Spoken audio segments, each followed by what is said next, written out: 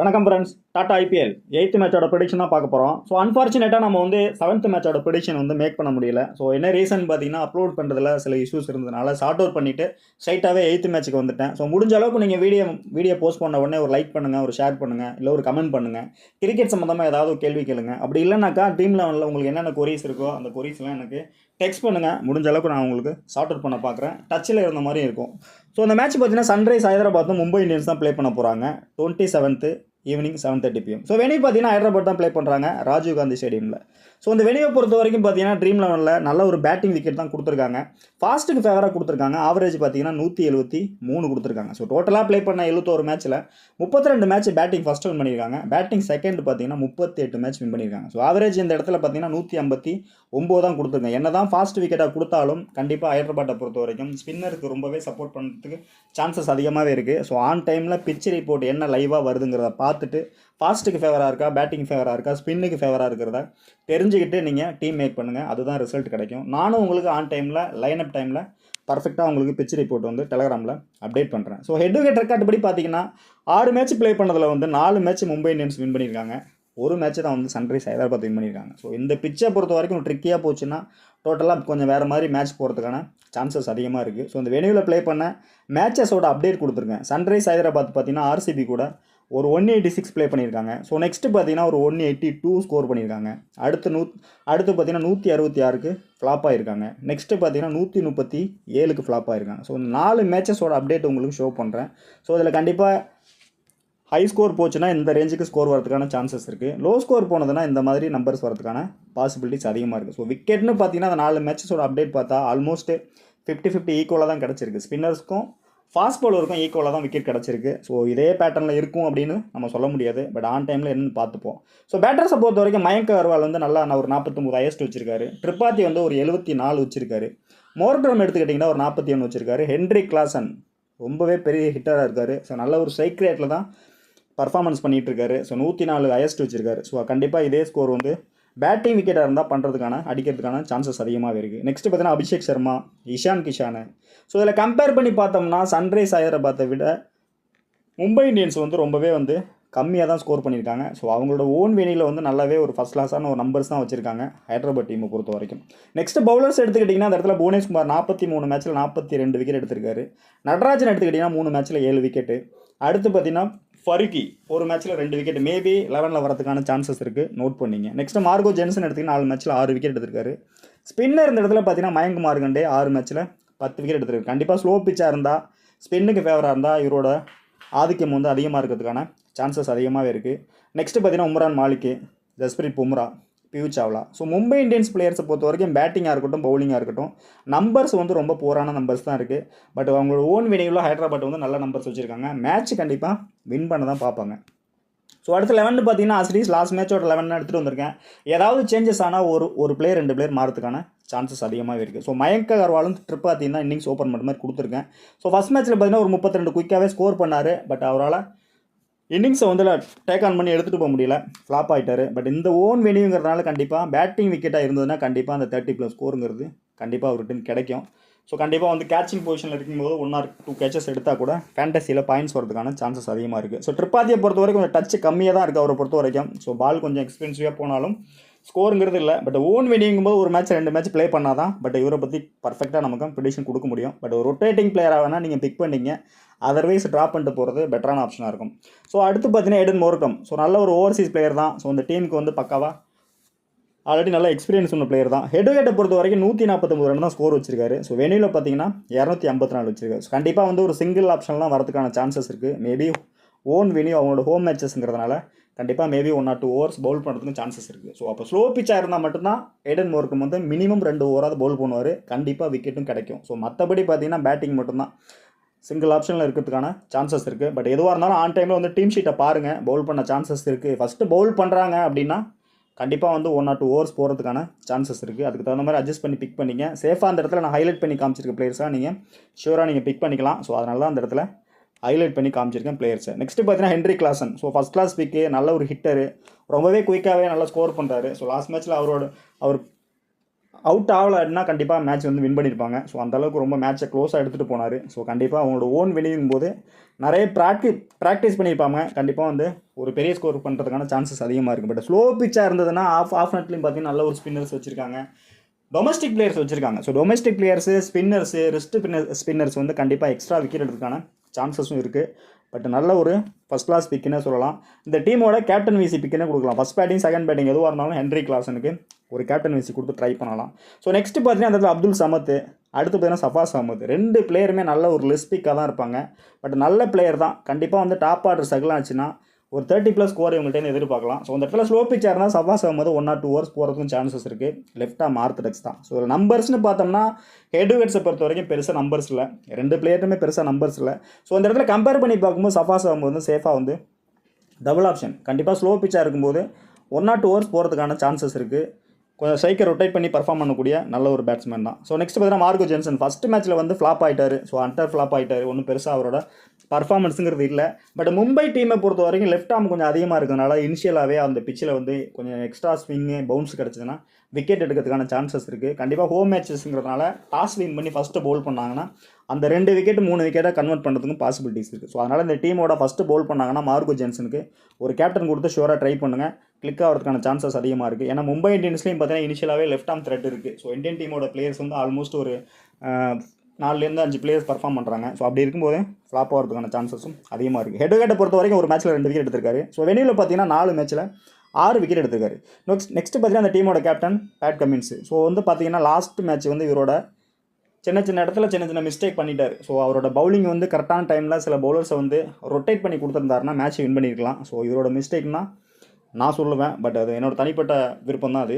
So அடுத்து பார்த்தீங்கன்னா ஹெட்விகெட்டை பொறுத்த வரைக்கும் 9 மேட்ச்சில் 12 விக்கெட் எடுத்திருக்காரு. ஸோ வெனியூவில் பார்த்தீங்கன்னா 3 மேட்ச்சில் 1 விக்கெட் எடுத்திருக்காரு. ஃபஸ்ட்டு பவுல் பண்ணாங்கன்னா ஷோராக நீங்கள் பிக் பண்ணுங்கள். கண்டிப்பாக வந்து ஃபாஸ்ட் பிச்சில் எக்ஸ்ட்ரா அந்த 2 விக்கெட் கிடைக்கிறதுக்கான சான்சஸ் அதிகமாக இருக்குது. ஸோ அந்த இடத்துல பார்த்தீங்கன்னா புவனேஷ்குமார், அடுத்து பார்த்தீங்கன்னா நடராஜன், இந்த 2 பிளேயர் வந்து பார்த்தீங்கன்னா கண்டிப்பாக புவனேஷ்குமார் வந்து இனிஷியலாக வந்து ஸ்விங் ஆச்சுனாக்கா அந்த விக்கெட் கிடைக்கும். ஸோ அப்படி இல்லைன்னா விக்கெட் லெஸ்ஸாக போகிறதுக்கான சான்சஸ் இருக்குது. ஸோ அதனால் பார்த்தீங்கன்னா ஃபஸ்ட் ஓவரில் ஃபஸ்ட்டு 2 ஓவரில் 1 விக்கெட் 2 விக்கெட் கண்டிப்பாக கிடைக்கும். ஸோ அதனால் புவனேஷ்குமார் ஷோராக நீங்கள் பிக் பண்ணுங்கள். ஹோம் மேட்சஸ்ங்கிறதுனால இவரோட த்ரெட் வந்து கண்டிப்பாக இருக்கிறதுக்கான சான்சஸ் அதிகமாக இருக்குது. ஸோ நெக்ஸ்ட்டு பார்த்தீங்கன்னா நடராஜனை பொறுத்த வரைக்கும் மஸ்ட் பிக்னே சொல்லலாம். ஸோ டெத்தில் வந்து ரொம்ப ஃபஸ்ட் கிளாஸாக பவுல் பண்ணுறாரு. ஸோ வேறு லெவலில் கம்பேக் கொடுத்துருக்காரு.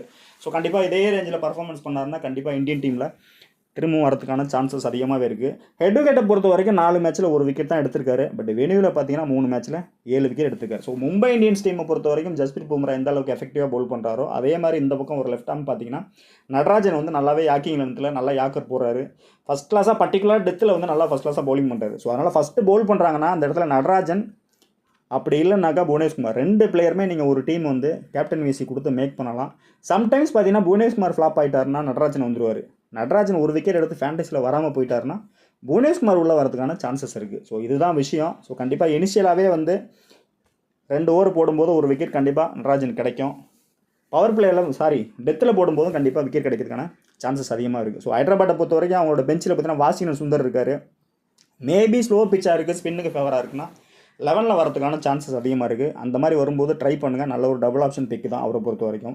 ஓவர்சீஸ் பிளேயர் வந்து கிளான் பிலிப்ஸ் வந்து மேபி 11ல் வந்தால் ஷுவராக பிக் பண்ணிக்கலாம். ஹென்ரி கிளாசன் ஒரு பக்கம் வந்து நல்லா ஹிட் அடிக்கும்போது கிளான் பிலிப்ஸும் உள்ளே வந்தாருன்னா கண்டிப்பாக ஒரு வேறு மாதிரி அந்த டீமோட டைமென்ஷன் வேறு மாதிரி தெரியும். ஸோ 11 பார்த்தீங்கன்னா ரொம்ப ஸ்ட்ராங்கான பேட்டிங் லைனப்பாக தான் தெரியும் ஹைதராபாத்தை பொறுத்த வரைக்கும். ஸோ எந்த மாதிரி எடுத்துகிட்டு வராங்கிறத ஆன் டைமில் பார்த்துக்கலாம். அடிஷ்னலாக பார்த்தீங்கன்னா ஒரு ஓவர்சீஸ் பிளேயர் இந்த இடத்துல டிராவிஸ் ஹெட்டும் இருக்கார். ஸோ கண்டிப்பாக வந்து இந்த பர்டிகுலர் மேட்ச்சில் ஏதாவது ஒரு பிளேயர் உள்ளே வரதுக்கான சான்சஸ் இருக்குது. பிலிப்ஸ் வர அதிகமான சான்சஸ் இருக்குது. இந்தியன் பிளேயரை பொறுத்த வரைக்கும் வாஷிங்டன் சுந்தர் வரதுக்கு சான்சஸ் அதிகமாக இருக்குது. ஸோ சன்ரைஸ் ஹைதராபாத்தை பொறுத்த வரைக்கும் என்னோட சேஃபான பிக்குன்னு பார்த்தீங்கன்னா நோட் பண்ணிங்க கிளியராக கொடுத்துட்றேன். மயங்க் அகர்வால் வந்து சேஃபான பிக்குன்னு சொல்லலாம். அந்த பவர் பிளேயில் வந்து குயிக்காகவே ஸ்கோர் பண்ணால் கூட ஃபேண்டஸியில் வந்துறதுக்கான சான்சஸ் அதிகமாக இருக்குது.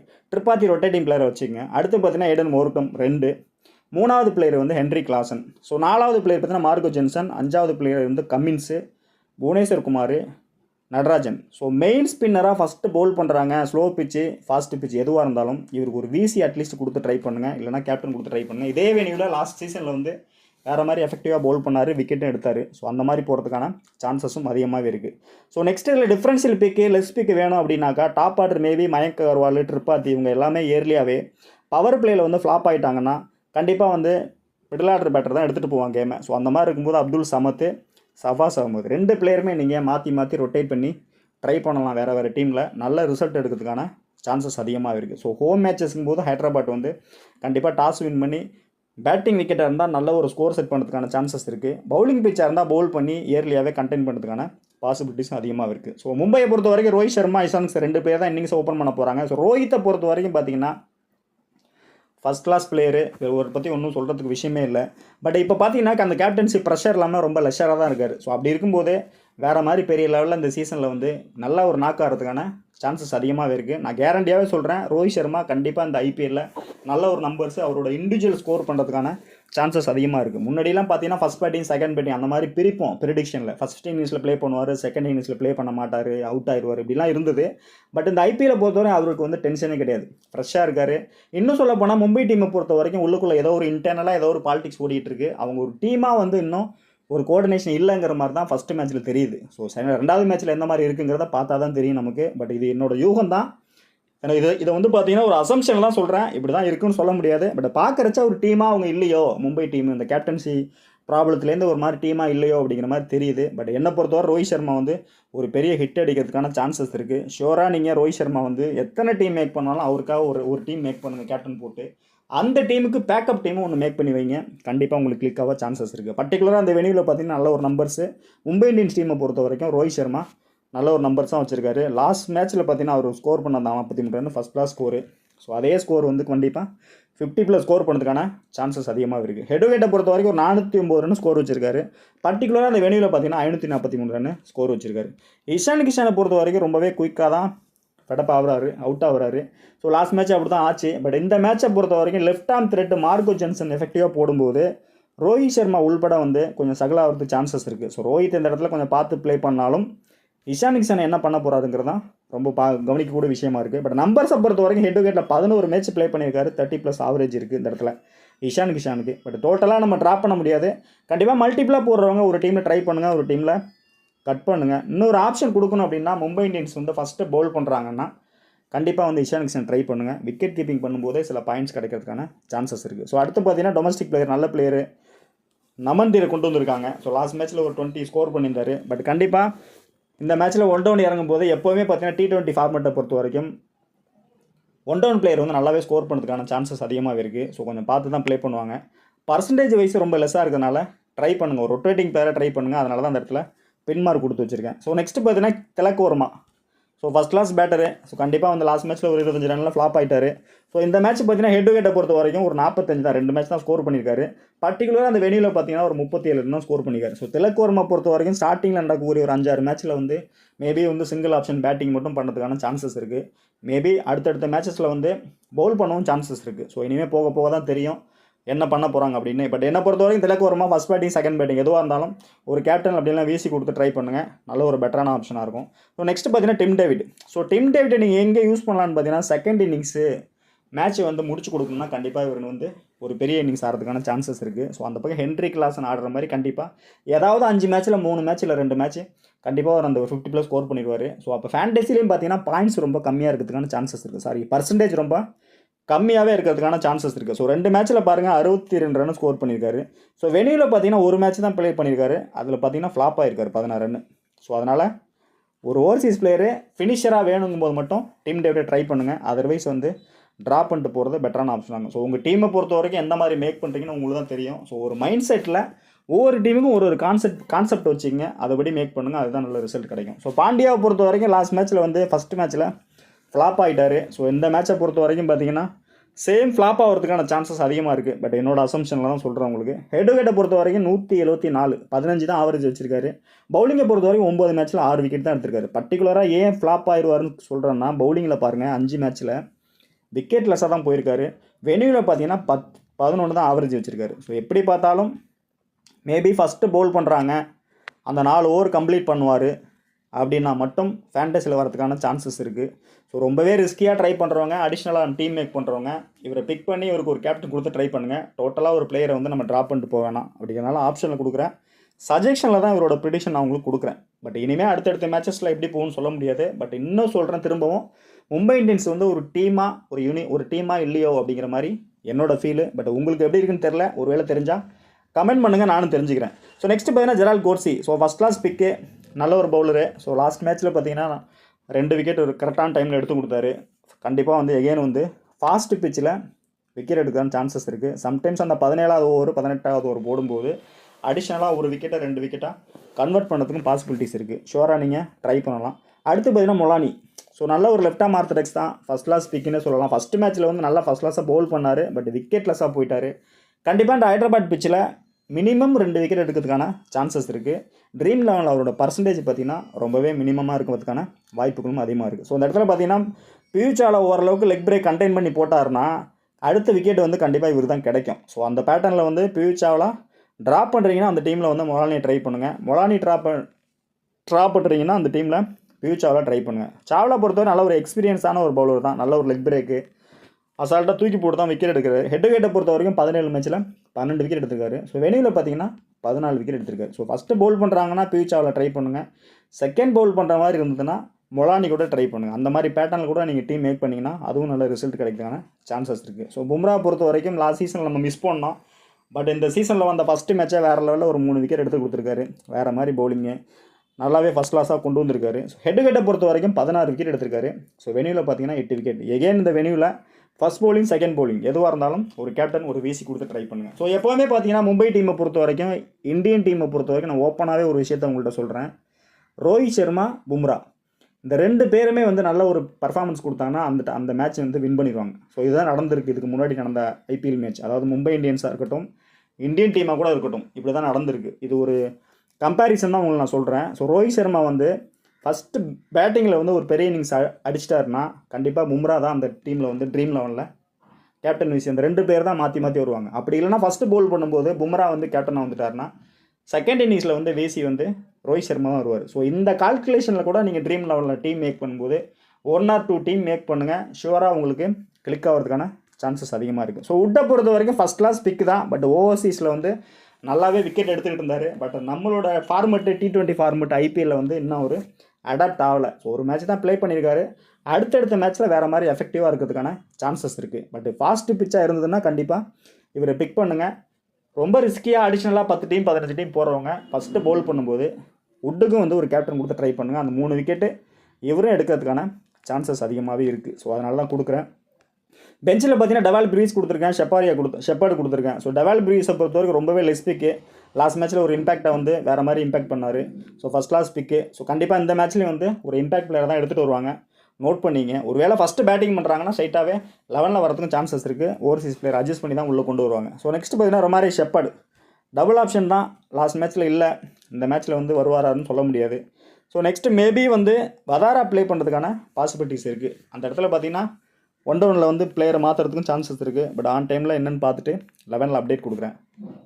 ஹெட் விக்கெட்டை பொறுத்த வரைக்கும் மார்க்கோ ஜென்சனு, இஷான் கிஷானு, டிம் டேவிட் 3 பிளேயருமே வந்து ஸ்ட்ராங்காக இருக்காங்க. ஹெட் விக்கெட்டில் இந்த 3 பிளேயர் தான் ஸ்ட்ராங்காக இருக்காங்க. ஸ்ட்ராங்காக இருந்தாலும் பெரிய நம்பர்ஸ் இல்லை. ஸோ பெரிய நம்பர்ஸ்னு பார்த்தா இஷான் கிஷான் வந்து ஒரு 30+ வச்சிருக்காரு. டிம் டேவிட் வந்து ஒரு 60 வச்சிருக்காரு. ஸோ இதுதான் இதோட ஆவரேஜ்.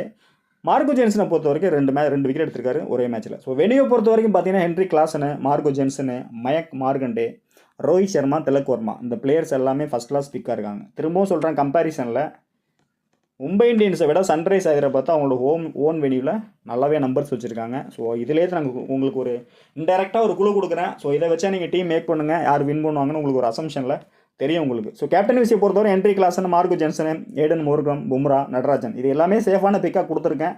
பட் சேஃபான பிக்காக கொடுத்தாலும் இதில் நீங்கள் அடிஷ்னலாக அந்த ஒரு 3 பிளேயர் வந்து லெஸ் பிக் உள்ளே கொண்டு வந்தீங்கன்னா நல்ல ரிசல்ட் இருக்கலாம். ஸோ அந்த லெஸ் பிக்னு பார்த்தீங்கன்னா சன்ரைஸ் ஹைதராபாத்தை பொறுத்த வரைக்கும் அபிஷேக் சர்மா, ஷபாஸ் அகமது, ஒருவேளை பிளிப்ஸ் உள்ள வந்தால் பிளிப்ஸ் எடுத்துக்கலாம், சமத் எடுத்துக்கலாம். இதை தாண்டி வந்து அமோல் பிரீத் சிங்னு ஒரு பிளேயர் இருக்கார், டொமஸ்டிக் பிளேயர். ஸோ அவர் 11ல் வந்தாலும் எடுத்துக்கலாம். நல்ல பிக்கு, யாருமே கவனிக்க மாட்டாங்க. கண்டிப்பாக ட்ரை பண்ணுங்கள், நல்ல ரிசல்ட் எடுத்துக்கான சான்சஸ் இருக்குது. ஸோ டிஃப்ரென்ஷியல் பிக்கு கீழே ஒரு லிஸ்ட்டு கொடுத்துருக்கேன்.